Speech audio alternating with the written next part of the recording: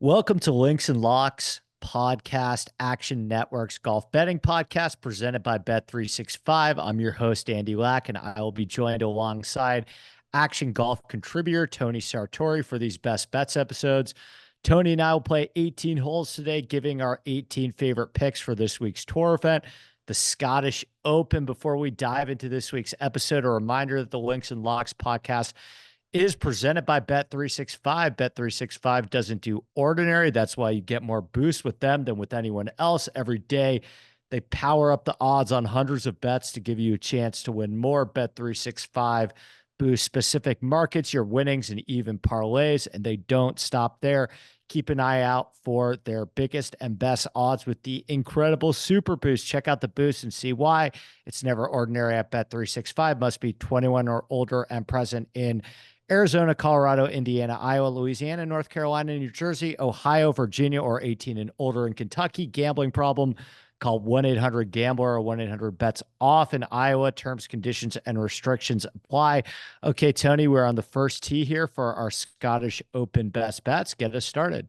All right, so I'm going to go after Tommy Fleetwood to kick us off in the outright market at 22-1. We know of Fleetwood's curse, quote unquote, on American soil of not being able to secure that elusive PGA Tour victory, but that has not been the case in Europe. He's a 7-time winner over there when he was on the European Tour. And even though he's not captured that PGA Tour title, there's still no denying that Fleetwood is in the upper echelon of top-tier golfers in the world. He also enters this week in great form with 10 straight weekend appearances, including a third-place finish at the Masters. Only Scotty and Ludwig beat him out that week, and Scotty won't be teeing it up this week at the Renaissance Club. Speaking of which, Fleetwood also finished 6th here last year and 4th the year prior, and then 2 years before that, he lost in a playoff here in 2020. So clearly, course fit's not an issue for him. And I just think it would also be kind of fitting for Fleetwood's first PGA Tour victory to occur in Europe. And I think at 22-1, it's worth a wager this week. Yeah, I'm glad you mentioned him. He just missed my outright betting card. I'm going to go with Viktor Hovland, 22-1 enhanced win on Bet365.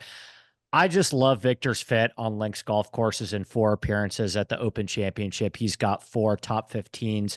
I think there's a number of reasons why he plays better golf across the pond, but I like these golf courses where he doesn't have to chip as much. I think a lot of the time on links golf courses, we saw him do it at St. Andrews. I believe he'll be able to implement a somewhat similar strategy this week at the Renaissance Club, where he's actually a really, really great lag putter. And a lot of the time on links golf courses, you'll be able to putt from off the green instead of chip, which has been Hovland's problem all season. I love the power that he still possesses off the tee. He's coming off a top 20 finish at the Travelers Championship where he gained over 5 strokes off the tee. One of the biggest things I'm looking for this week is that combination of lag putting, elite putting, and power off the tee. That has been a very solid formula in the past at the Renaissance Club, particularly under the easier scoring conditions that I think we're going to see this week. So I'm going to go with Viktor Hovland, 22-1 enhanced on Bet365. I love it. My next outright target is going to be Hideki Matsuyama at 30-1. This would be a second, not that there's any correlation between the two other than the sponsorship, but this could be a second win this year with the Genesis sponsorship. He won at the Invitational earlier this year. But the reason I bring that up more so is because he has not missed a cut since that win. And he's got 5 top 12 finishes over the 8 tournaments following that win. One of those outings included a 6th place finish at the U.S. Open at Pinehurst. And I just think if you're capable of flirting with winning at Pinehurst against that U.S. Open field, then there's nothing stopping him from competing this week. That's really at 30-1, former Masters winner, good form. He's been on fire. I just like that number a lot on Matsuyama. I'm going to go with Wyndham Clark, 55-1 enhanced win. I brought up the combination of power off the tee and putting. That is something that Wyndham Clark has in spades. He's coming off another strong finish himself at the Travelers Championship. He just finished 9th, gained over 3.5 strokes in approach. That was incredibly encouraging to see because the approach play with Wyndham Clark has been pretty shaky the last couple of months. So it was great to see his irons turn around and start to get better. That's an area of his game that's been severely lacking. I think the combination of the power that he possesses, he's always been putting very well recently this year too. We know we can count on that area of his game. We know that we can count on his ability to bomb the ball off the tee. This is a golf course with a very low missed fairway penalty. That iron play was really just the lone piece that was missing with Wyndham Clark's game over the last couple of months. It seems like that's starting to get figured out and it's trending in the right direction again after that performance at the Travelers. So I'm going to go with Wyndham Clark 55 to 1 to pick up his second victory of the season. I like it. And iron play is a good transition because my next outright guy is going to be Corey Connors at 45 to 1. Especially in a Scotty-less field, he is one of the best ball strikers that we will see this week. And just on that alone, I almost feel like 45-1 is too good to pass up. But it's also just Connors is because of how good his approach game is and his iron play is. His floor is so high. He's made the weekend in 25 straight tournaments. 13 top 25 finishes over that stretch. So at the minimum, he's going to be at least probably around on the weekend and maybe towards the top. And that's enough for me to justify 45 to 1. And I also like that he's improved year over year here. He made his first appearance in 2022 and he finished 61st. But then last year he finished 19th. So he got the first 4 rounds under his belt, showed a marked improvement. And then, so if we're going to build upon how good he is or has been this year, I think that's just a recipe for further improvement. And if we're getting to the top 10, then that makes that 45 to 1 number very live. So that's my third outright winner in Corey Connors.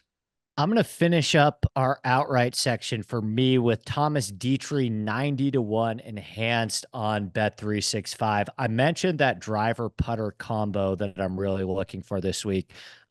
Those are the two areas of the game that Thomas Detry really excels. He's got a ton of power off the tee. He's a great putter as well. He's played well at this golf course in the past. And you look at some of the other golf courses that Detry's played well at.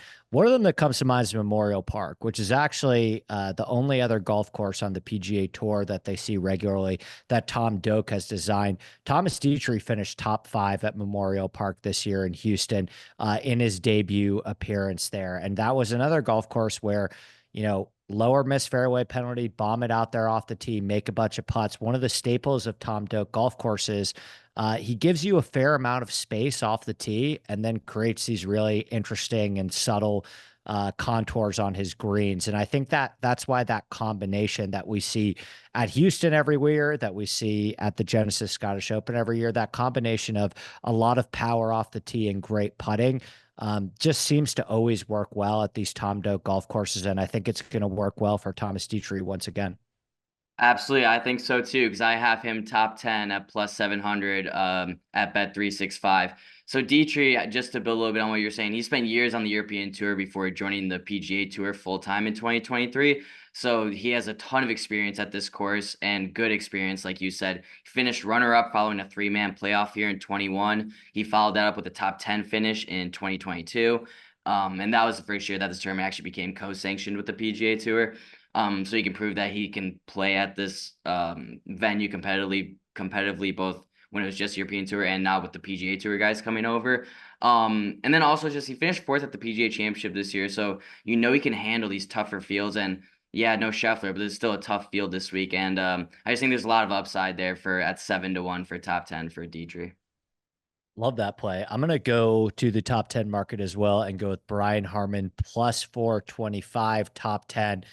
We know that he loves links golf. He is our defending champion golfer of the year when he won that Open Championship at Royal Liverpool by 5 strokes. I think he will be sufficiently inspired once again to come back to some links golf and play some golf across the pond. I know that he doesn't have the requisite power to dominate this golf course off the tee, but Brian Harman is still a great driver of the ball. He is coming off a top 10 finish at the Travelers Championship where he gained over 5 strokes off the tee.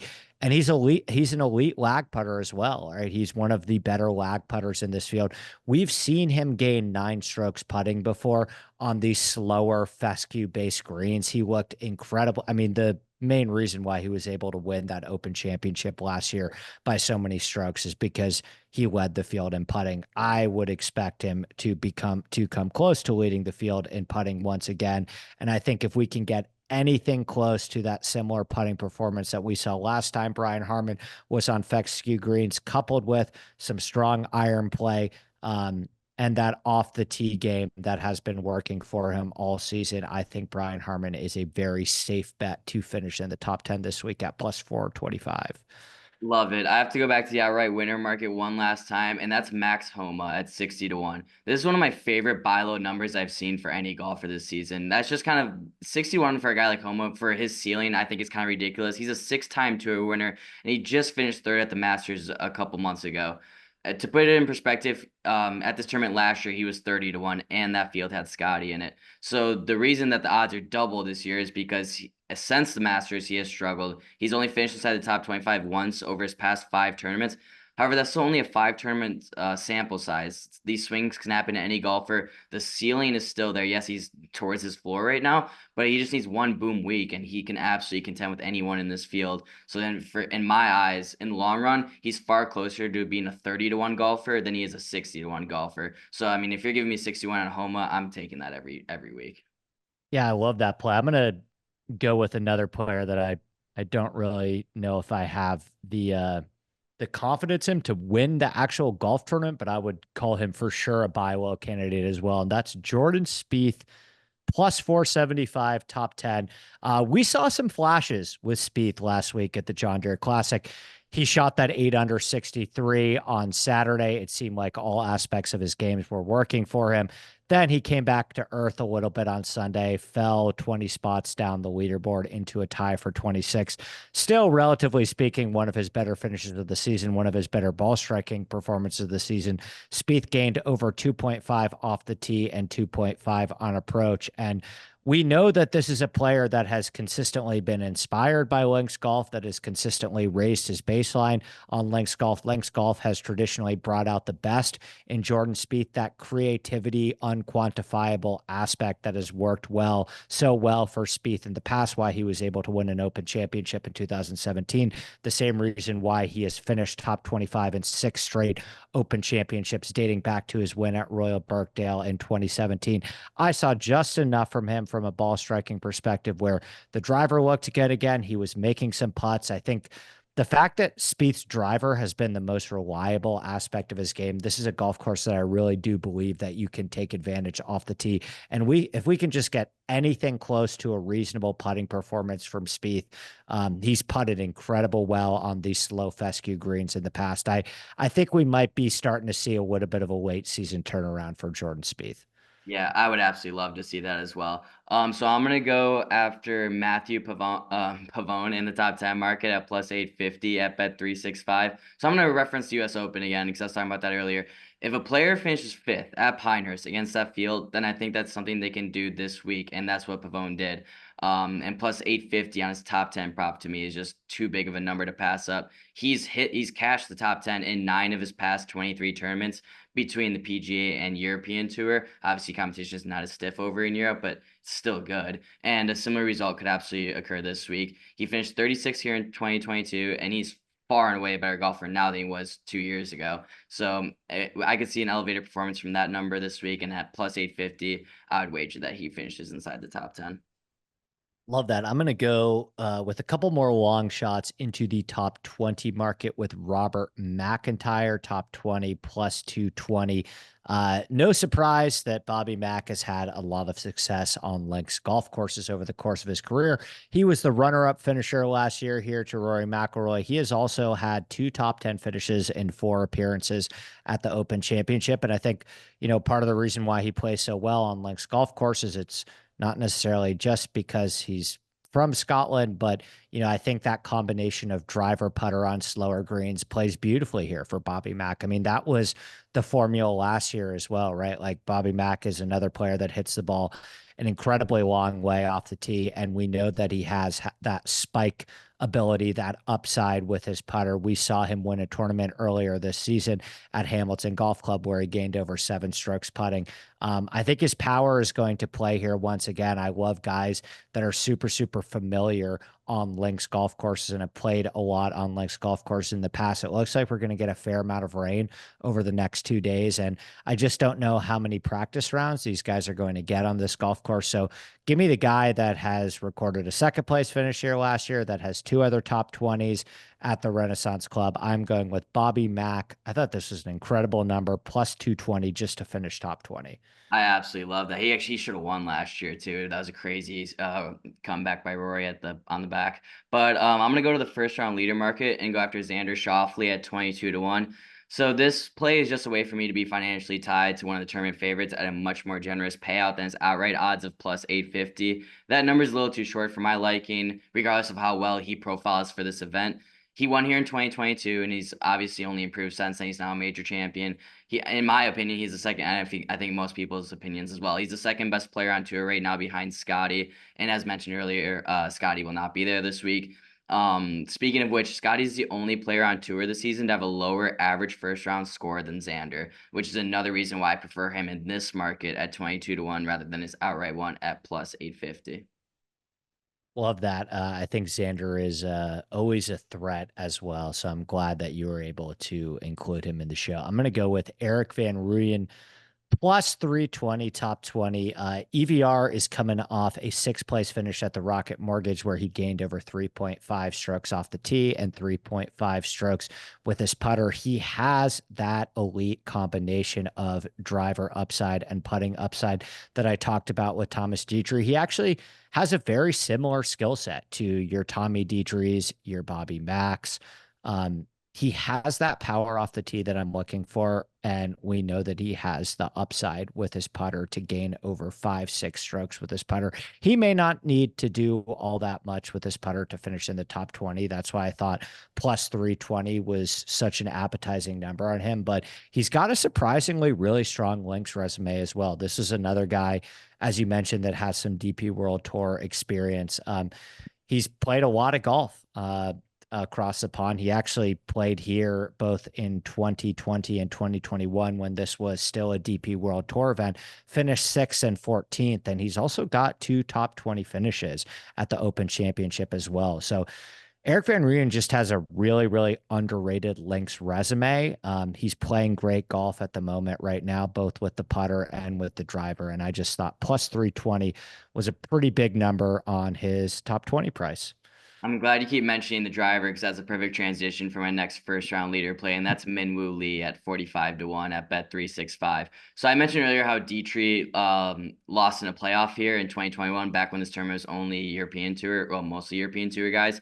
The guy who won that tournament was Minwoo Lee. So clearly course fit is not a concern. He's a three-time European Tour winner, and he's now starting to peak on the PGA Tour as well. He hasn't finished lower than 26 in 6 straight tournaments, and that culminated in a runner-up performance in his last outing during the Rocket Mortgage Classic. Lee has gained true total strokes in each of those 6 tournaments, while also substantially gaining distance off the tee over the field. We keep talking about drivers. So last season, 3 of the top 5 finishers here ranked in the top 7 among the field in both driving distance and strokes gained off the tee. The only 2 stats or metrics where such a dominating trend developed here last year. Lee ranks 3rd on tour this season in average driving distance. We know he can pound the hell out of the ball off the tee, and I think that'll set him up nice this week. The reason I'm doing him first round leader market instead of the outright one is because he's still pretty young in his tour journey so far, and I'd be scared if I enter Sunday and it's like him and then it's like Rory and Xander, right? Like final pairings or whatever. That would concern me of being able to close those guys out. But I think there's less pressure on Thursday, and that'll benefit Lee more. So that's why I like him in that market at 45-1. I'm going to go with another great driver of the ball in Nicolai Hojgaard, plus 200 in the top 30 market. Hojgaard, is a former Ryder Cupper. He's a great driver of the ball. He's got that putting upside as well. He finished 6th at this golf course last year. He's got a lot of success and experience playing across the pond. He's been a DP World Tour member in the past. He started to translate that over to some bigger events in the U.S. He was in the mix at the Masters for a while this year before fading on Sunday. But you want to talk about that same skill set that I've been waxing poetically on about at this point, that Erik Van Rooyen has, that Robert MacIntyre has, that Thomas Detry and Wyndham Clark has as well. Nicolai Hojgaard has that at a far discounted price. And I think there's a lot more volatility to his game as well, but that's why you're getting 2-1 on him to just finish in the top 30 market. Love it. My final first round leader play is going to be Aaron Rye at 55 to 1. So I know this kind of just goes against everything we've both been saying with the last couple guys with bombing off the tee. But it's just at this number, 55 to 1 seems to me is just too long on a guy despite his lack of distance off the tee. Because Rye's peaking at the right time. He's won this event before, so we know he can still win here regardless of his lack of distance off the tee. So I need to get that out of the way first. He won in 2020 back when he's on the European Tour. But also, like Lee, Rye's peaking at the right time. He's made the weekend 8 straight tournaments, 3 top 7 finishes in the process. So I just think that's a good flyer to take. And he also ranks 5th among this field in first round scoring average on tour this season.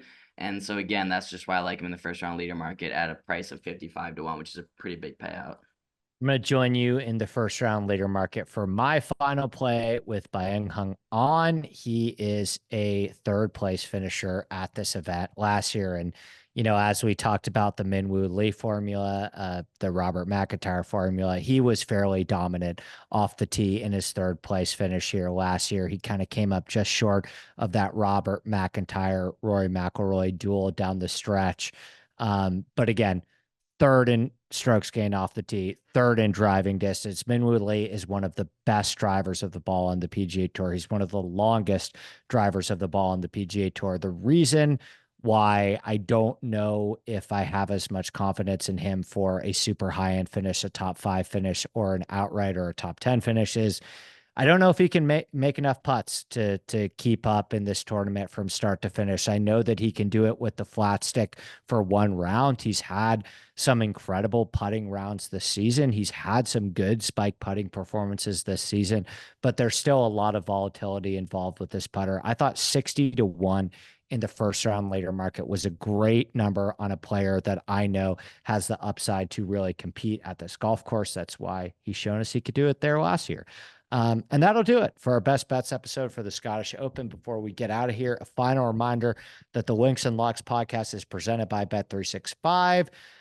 Bet365 doesn't do ordinary. That's why you get more boosts with them than with anyone else. Every day, they power up the odds on hundreds of bets to give you a chance to win more. Bet365 boosts specific markets, your winnings, and even parlays. And they don't stop there. Keep an eye out for their biggest and bets odds with the incredible Super Boost.